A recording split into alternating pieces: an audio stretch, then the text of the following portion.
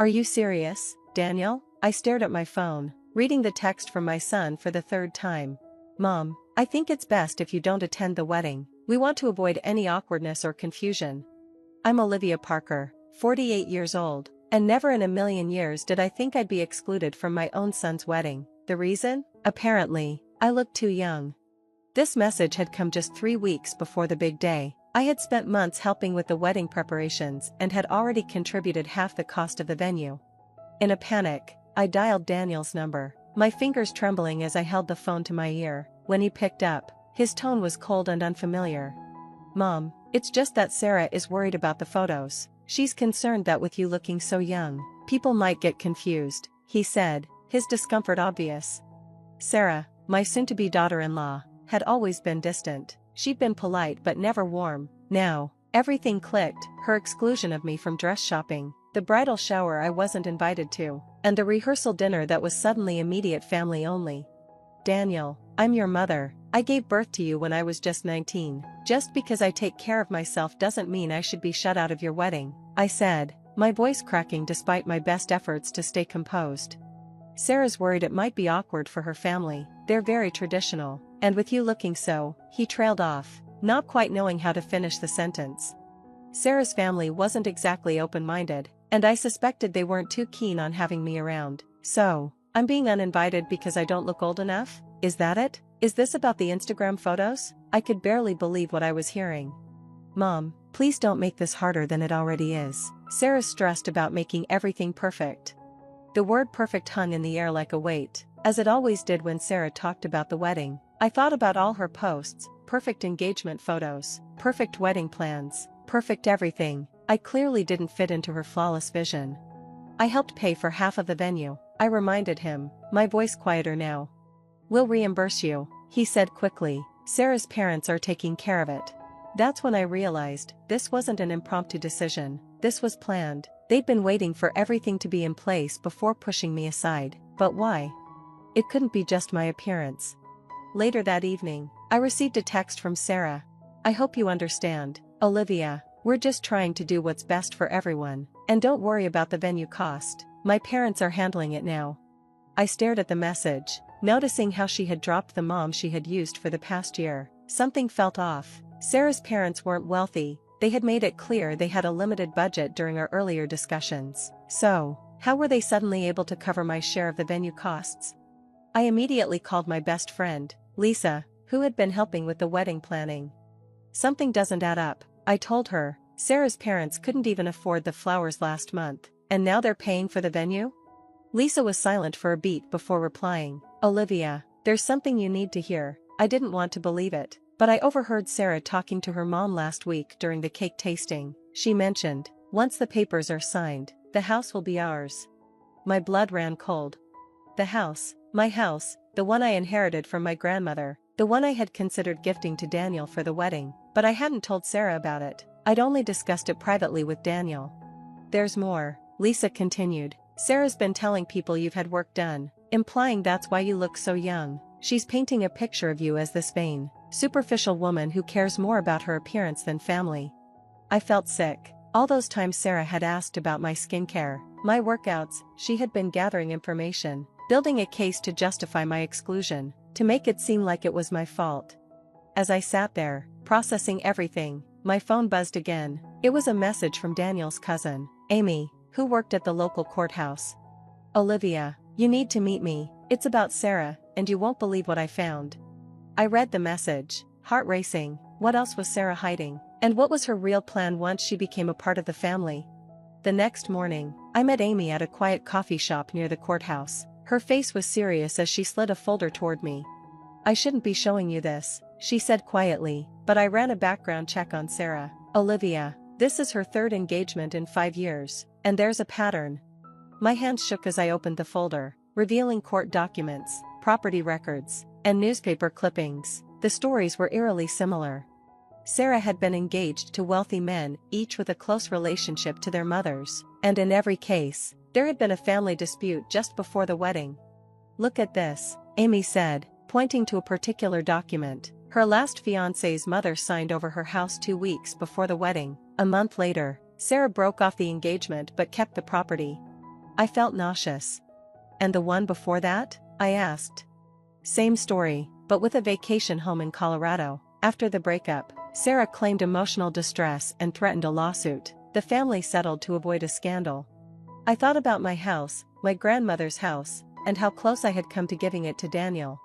Does Daniel know about this? I asked, my voice trembling.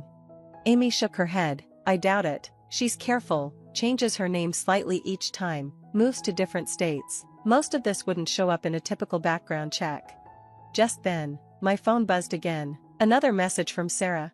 Olivia, I hope you're not upset about the wedding. I'm just trying to protect Daniel from any embarrassment. By the way, have you thought more about that wedding gift you mentioned? Her audacity was unbelievable. Even now, she was trying to manipulate me. There's more, Amy said, pulling out another document. Sarah's parents filed for bankruptcy 3 months ago. They couldn't even afford a coffee maker, let alone a wedding venue. Then where's the money coming from? I asked the question that had been growing in the back of my mind. Credit cards, loans, all under Daniel's name. She's been adding herself to his accounts, opening new cards. The spending began right after the engagement. I felt the world spin as I processed the words. My son wasn't just being manipulated, he was being set up to lose everything. The wedding's in 2 weeks, I said. What am I supposed to do? Daniel won't believe me if I just tell him. Amy gave me a grim smile. That's why I have this. She pulled out a small USB drive. Security footage from the courthouse. Sarah came in last week with another man, talking about property transfers and prenuptial agreements. She had no idea I was working that day, or that our new system records audio. I stared at the small device that could unravel Sarah's entire plan, but I knew I had to be strategic. If I moved too hastily, she'd turn it around and make me the villain. There's one more thing, Amy added.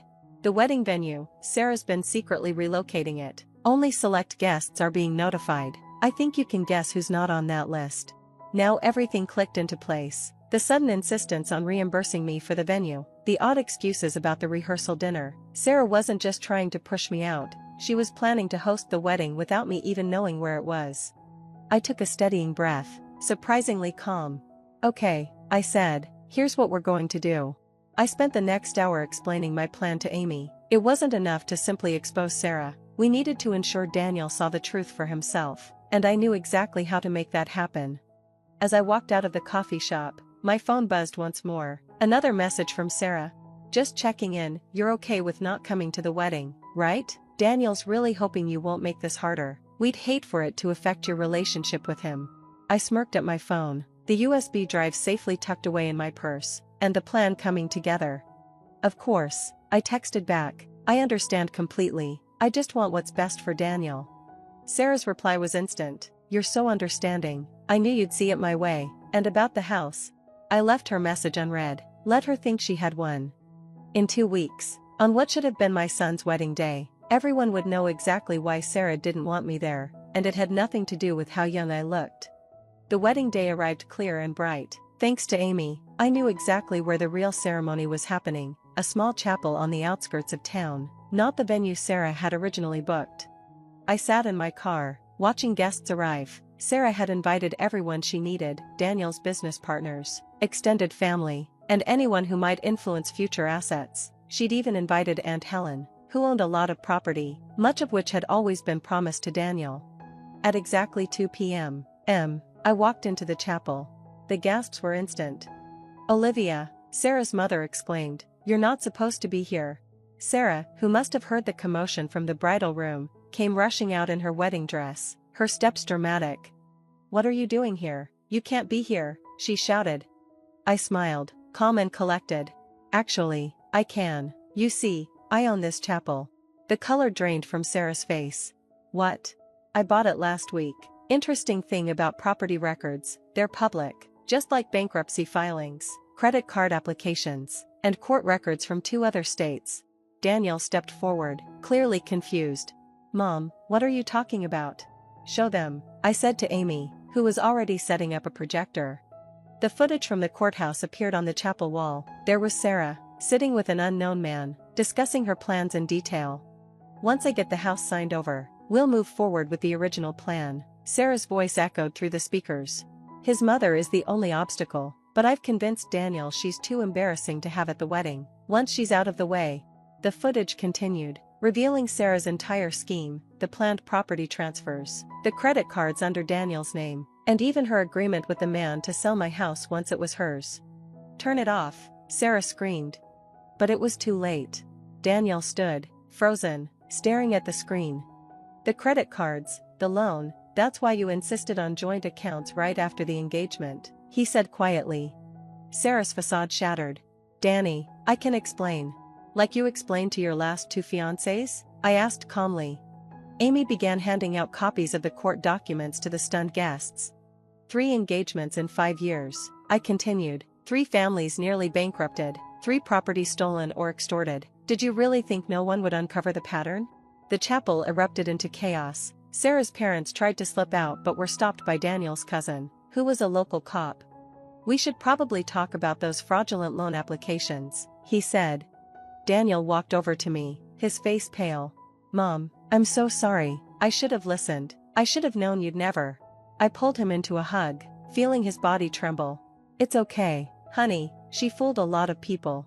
Sarah made one last desperate attempt. "Everything I did was for us, Danny, for our future. Your mother was trying to control you, keep you from having the perfect life we deserved."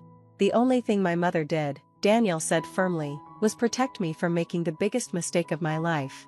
As Sarah was escorted out, still protesting, I looked around the chapel. The perfect wedding Sarah had planned was indeed unforgettable, but not in the way she had envisioned. Later that night, Daniel and I sat on my porch, at the house that had nearly been a part of Sarah's scheme. "How did you know?" he asked. "About everything?" I smiled, thinking of my own mother, my grandmother, all the strong women who had taught me to trust my instincts. Sometimes, when people tell you that you're too much of something, too young, too difficult, too anything, it means you're just hard to deceive. Daniel nodded, understanding for the first time. "I should have known that anyone who had a problem with you wasn't right for our family."